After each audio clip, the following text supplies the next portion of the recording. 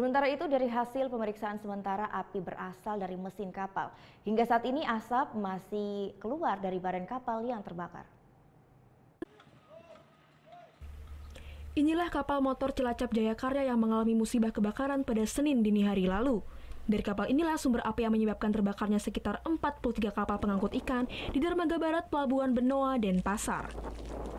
Dari hasil pemeriksaan sementara, ke-14 orang saksi yang merupakan awak dari kapal tersebut, api berasal dari mesin kapal. Saat itu kapal Cilacap sedang dalam persiapan untuk berangkat berlayar.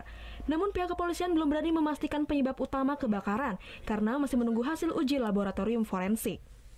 Nanti kita dalami dulu, ya, apa benar itu ada kesengajaan atau apa belum ada memang terjadi kebakaran karena faktor human error, nah, nanti kita dalami.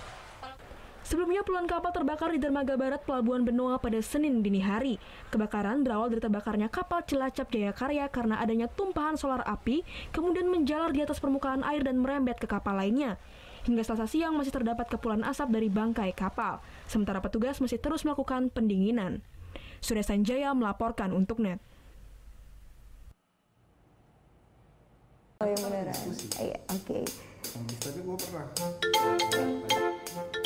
Nah, udah kan nonton beritanya? Jangan lupa di-subscribe, di-like, dan juga di-komen ya akun YouTube dari Net Bali. Terima kasih udah subscribe. Yang belum, jangan sampai lupa. Di sebelah sini nih.